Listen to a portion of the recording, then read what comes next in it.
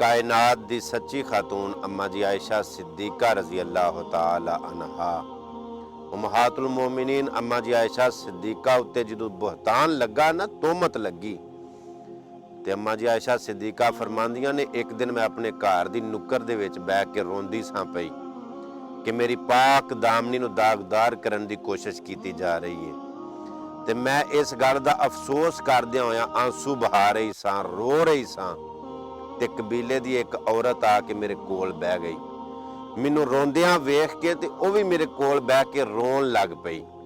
अम्मा जी आयशा सिद्दीका फरमांदियां ने, उन्हें मैनू कोई तसल्ली नहीं दिती, कोई बोल नहीं बोले, उन्हें मैनू कोई हौसला नहीं दिता, लेकिन मेरे कोल बह के ते रोई जांदी है, रोई जांदी है।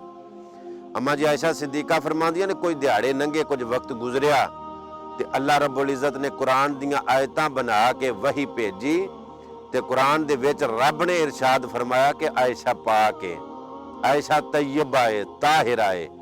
जिन्हां लोकां ने आयशा दे किरदार नूं गंदा करन दी कोशिश कीती है, दरअसल ओह लोग ही गंदे ने। आयशा पाक है, किड्डी ओह अजीम हस्ती है कि जिहदी पाक दामनी दियां गवाहियां मेरा अल्लाह कुरान दे विच दे रहा है। सो अम्मा जी आयशा सिद्दीका रजी अल्लाह तआला अन्हा फरमांदियां ने कि इस गल नूं काफ़ी अरसा गुजर गया है। फरमांदियां ने, अज भी मैनू ओदा ओ आंसू बहाना, मेरे कोल चुप रह के, खामोश रह के तसल्ली देना, अज भी मैनू याद है कि कबीले दी औरत ने आके चुप रह के ते मेरा दर्द वंडाया। उन्हें मैनू हौसला दिता, मैनू तसल्ली दी, मेरे गम दे विच, मेरे दुख दे विच शामिल हुई। यह गल सुनाउण दा मतलब है वे मेरे अजीजों, अगर कोई मर जांदा है ਉਹਦੀ ਫਾਤਿਹਾ ਤੇ ਜਾਂਦੇ ਹੋ, ਚੰਗਾ ਕਰਦੇ ਹੋ, ਉਹਦੇ ਸਾਲੇ ਸਵਾਬ ਦੀ ਮਹਿਫਲ 'ਚ ਜਾਂਦੇ ਹੋ, ਚੰਗਾ ਕਰਦੇ ਹੋ, ਲੇਕਿਨ ਜਦੋਂ ਕੋਈ ਮਰ ਜਾਂਦਾ ਉਹਦੇ ਜਨਾਜ਼ੇ ਤੇ ਉੱਤੇ ਅਪੜਿਆ ਕਰੋ। ਦੂਸਰੇ ਨੰਬਰ ਦੇ ਉੱਤੇ ਅੱਜ ਮੈਨੂੰ ਪਤਾ ਲੱਗਾ ਕਿ ਜਦੋਂ ਕਿਸੇ ਦੀ ਤਿਮਾਰਦਾਰੀ ਕਰਨ ਜਾਈਏ, ਜਦੋਂ ਕਿਸੇ ਦਾ ਪਤਾ ਲੈਣ ਜਾਈਏ, ਉਦੋਂ ਅੱਲਾ ਦੇ ਫਰਿਸ਼ਤੇ ਪੈਰਾਂ ਦੇ ਥੱਲੇ ਪਰ ਕਿਉਂ ਵਿਛਾਉਂਦੇ ਨੇ।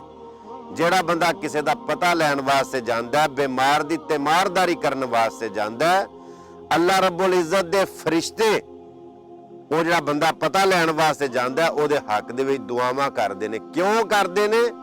ਜਦੋਂ ਤੁਸੀਂ ਕਿਸੇ ਬਿਮਾਰ ਦੇ ਕੋਲ ਜਾਂਦੇ ਹੋ, ਉਹਦੇ ਕੋਲ ਜਾ ਕੇ ਕੁਝ ਵਕਤ ਗੁਜ਼ਾਰਦੇ ਹੋ, ਯਾਦ ਰੱਖਿਓ ਬਿਮਾਰ ਬੰਦਾ ਸਿਰਫ ਥੋੜੇ ਜਿਹੇ ਹੌਸਲੇ ਦੇ ਨਾਲ ਹੀ ਨਾ ਉਹਦੇ ਦੀਵੇ 'ਚ ਤੇਲ ਪੈ ਜਾਂਦਾ। ਕਿਸੇ ਬਿਮਾਰ ਦਾ ਪਤਾ ਲੈਣ ਜਾਇਆ ਕਰੋ। अगर तुसी कोई यतीम वेंदे हो तो उहदे सिर दे उत्ते हाथ रखिया करो। फरमाया जिन्ने वाल थल्ले आउणगे उन्हां वालां दे बराबर तुहानूं नेकियां मिलणगीਆਂ, ਉਹਦੇ बदले ਵਿੱਚ ਤੁਹਾਡੇ गुनाह माफ होण दे। कोई बीमार होवे ਉਹਦਾ पता लैन जाया करो। जे कोई फौत हो जाता है तो अपने ਕੰਮਾਂ ਦੇ ਵਿੱਚੋਂ टाइम ਕੱਢ के ਉਹਦਾ जनाजा पढ़िया करो। जनाजे ਦੇ ਵਿੱਚ शामिल होना बहुत ਵੱਡਾ अमल है।